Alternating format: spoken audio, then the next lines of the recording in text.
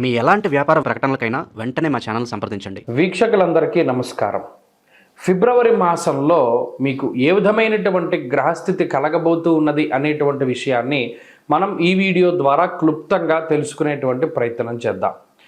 జనవరి నెలలో సంక్రమించినట్టే ఫిబ్రవరి మాసంలో కూడా పంచగ్రహ కూటమి, షడ్గ్రహ కూటమి సంభవించడానికి కూడా అవకాశం ఉన్నది. అయితే ఈసారి మకరంలో కాకుండా కుంభరాశి యందు ఈ పంచగ్రహ కూటములు ఇవన్నీ కూడా ఏర్పడబోతూ ఉన్నాయి. అలాగే ఫిబ్రవరి మాసంలో ఉండేటువంటి గ్రహస్థితిని గనక మనం ఒక్కసారి గమనిస్తే మిథున రాశి యందు గురుడు సంచరిస్తూ ఉన్నారు. అలాగే సింహరాశి యందు కేతువు యొక్క సంక్రమణం జరుగుతూ ఉన్నది, కేతువు సంచరిస్తూ ఉన్నారు. అలాగే కుంభరాశి యందు రాహువు ఉన్నారు, మీనరాశి యందు శనైశ్వరుడు. ఈ 4 గ్రహాలు అలా స్థానంలో ఉన్నాయి. అయితే 13వ తారీఖు వరకు రవి యొక్క సంచారము మకర రాశి యందు ఉంటుంది.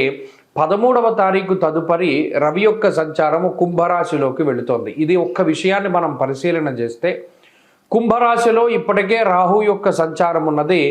ఈ 13వ తారీఖు దాటాక రవి కూడా కుంభరాశిలోకి ప్రవేశం చేయబోతూ ఉన్నారు. రవి రాహువులు కలిసి ఉండడం వల్ల అది పితృదోష కారకంగా మనం చెప్పుకోవచ్చును.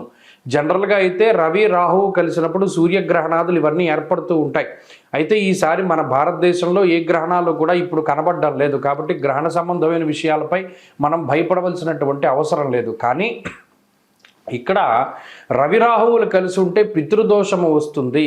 ఈ 13వ తారీఖు తదుపరి ఫిబ్రవరి మాసంలో ఎవరైతే జన్మించబోతూ ఉన్నారో ఆ శిశువుల పైన ప్రభావం పడుతుంది.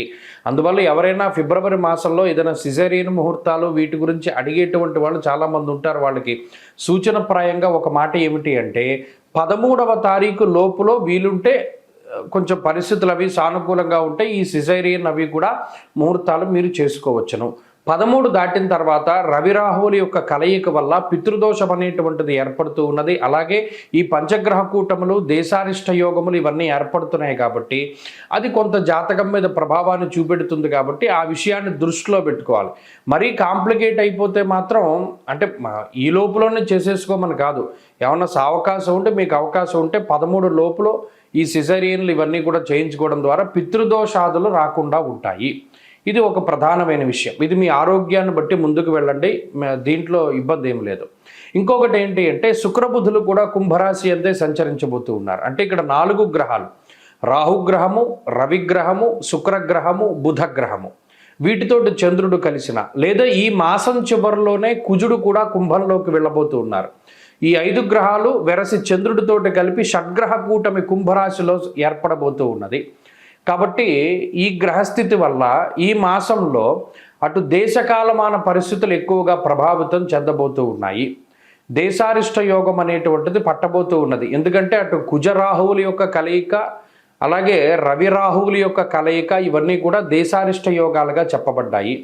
ఈ సందర్భాల్లో ఎక్కువగా అగ్ని ప్రమాదాన్ని సూచించేటువంటి విషయాలు, అలాగే వాయుతత్వ రాశి యందు ఈ గ్రహస్థితి ఏర్పడుతూ ఉన్నది. కాబట్టి అతి వేగంగా వీచేటువంటి గాలుల వల్ల కానీ లేదా గాలి ద్వారా స్ప్రెడ్ అయ్యేటువంటివి ఏమైనా ఉంటే గ్యాస్ ద్వారా వచ్చేటువంటి విపత్తులు లేదా అగ్ని సంబంధమైనటువంటి విపత్తులు, వాయు సంబంధమైనటువంటి విపత్తులు ఏర్పడడానికి అవకాశం ఉంటుంది.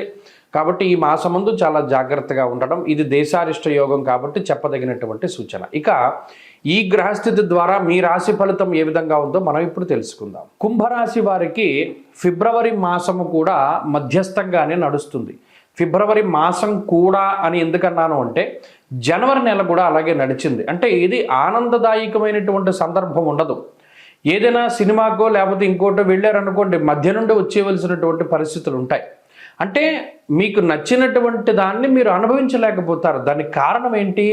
గతంలో 12వ స్థానమందు పంచగ్రహ కూటమి ఉంటే ఇప్పుడు జన్మరాశి యందు పంచగ్రహ కూటమి ఏర్పడుతోంది. దేహార్తి చిత్త సంతాప కాలాతిక్రమ భోజనం అన్నది శాస్త్రం. గతంలో స్వస్థాన నాశనం చైవ బంధురోగో ధనక్షయం. మీకు కాదు అనారోగ్యం, బంధువులకి కానీ మీకు తెలిసిన వాళ్ళకి కానీ అనారోగ్య సమస్యలు రావడం ద్వారా మీరు సఫర్ అయ్యేటువంటి పరిస్థితులు ఉంటాయి. స్థానం మార్పు ఫలన మనం ఏదైనా వేరే ప్రాంతానికి వెళ్ళినా తిరిగి మళ్ళా గమ్మున ఇంటికి వచ్చేసేటువంటి పరిస్థితులు ఉంటాయి.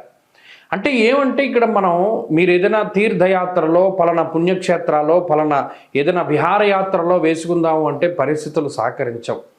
మనసు ప్రశాంతంగా ఉండేటువంటి వాతావరణం ఉండదు, ఎప్పుడు ఏదో అలజడితోటి ఉంటూ ఉంటుంది. దీనికి కారణం ఈ పంచగ్రహ కూటమి. మన వ్యయంలో పడితే ఇప్పుడు జన్మరాశిలో పట్టింది. సరే, ఇందులో ఒకంత మంచి విషయము ఉన్నది. జన్మరాశిలో శుక్రుని యొక్క సంచారము, 5వ స్థానమందు గురుని యొక్క సంచారము, అలాగే చంద్రుని యొక్క స్థితిగతులు ఇవన్నీ కూడా కొంత అనుకూలిస్తాయి. అంటే ఇక్కడ మీకేమీ ఆర్థికపరమైన సమస్యలు లేవు, అనారోగ్య సమస్యలు లేవు, అలాగే ఉద్యోగపరమైన సమస్యలు లేవు, వ్యాపారపరమైన సమస్యలు లేవు. అంటే ప్రత్యక్షంగా మీకు ఇబ్బందిని కలిగించేటువంటిది కాదు ఈ గ్రహస్థితి. పరోక్షంగా ఇబ్బంది పెడుతుంది. ఎలాగా? మానసికంగా ఇబ్బంది పెడుతుంది. మీకు తెలిసిన వాళ్ళకి ఏదైనా ఇబ్బంది మీ చెవిన పడడం, లేదా ఇతరులకు ఏదైనా వచ్చిన సమస్య మీదుగా మీరు భావించడం, లేదా మీ కుటుంబ సభ్యులు, జీవిత భాగస్వామి, సంతానం, ఇలా ఇతరులు ఎఫెక్ట్ అవ్వడం ద్వారా ఆ మెంటల్ టెన్షన్ మీ మీద పడుతూ ఉంటుంది. దానికి ఈ గ్రహస్థితి కారణం. ఇంకొకటి ప్రధానంగా నిద్ర ఉండకపోవడం. సరైన సమయానికి నిద్ర, సరైన సమయానికి తిండి లేనటువంటి పరిస్థితులు ఉంటాయి. పని ఒత్తిడిలో పడడం ద్వారానో, లేదా ఏదైనా ఉద్యోగ పరంగానో, ఇంకో ఇతరత్ర పనుల్లో నిమగ్నం అవడం ద్వారానో ఇది దొరకదు.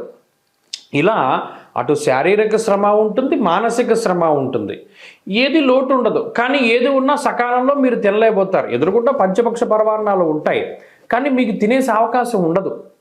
ఏదో ఒకటి వస్తూ ఉంటుంది. ఇలా ఈ మానసిక శారీరకమైనటువంటి అలజడి ఎక్కువగా ఉండడాన్ని మీరు గమనించవచ్చును. ఇక్కడ మీరు ఇంకోటి ఏంటి అంటే ఏలినాటి శని. సదా క్లేశం వృధా వైరం సతతం కార్యనాశనం అన్నది శాస్త్రం. మీ గురించి మీరు శ్రమపడ్డం కన్నా ఇతరుల కోసం శ్రమపడ్డం ద్వారా మీ సమయం అంతా కూడా వెళ్ళిపోతూ ఉంటుంది. సతతం కార్యనాశనం. ఏ పని మొదలుపెట్టినా విఘ్నములు, అవాంతరాలు, ఆటంకాలు. అలాగే అనవసరమైనటువంటి కథాకాలక్షేపము. ఎవడో వచ్చి ఏదో కబుర్లు చెప్తూ ఉంటాడు, ఆ సమయం అంతా వాడు తినేస్తూ ఉంటాడు, ఏ పని చేయడానికి ఉండదు, వాడు వెళ్ళడం, మీరు లేవడానికి ఉండదు. ఈ రకమైన వాతావరణం. అంటే సమయం వృధాగా పోతుంది, డబ్బు వృధాగా పోతుంది, అలాగే ఇవన్నీ కూడా అలాగే పోతూ ఉంటాయి. ఇలా మానసికమైనటువంటివి ఉంటాయి. ఈ మాసంలో దాన్ని అధిగమించడానికి ఎక్కువగా మీరు సూర్యారాధనే చేయాలి. సూర్యుడు గ్రహములకి అధిదేవత, అధిపతి.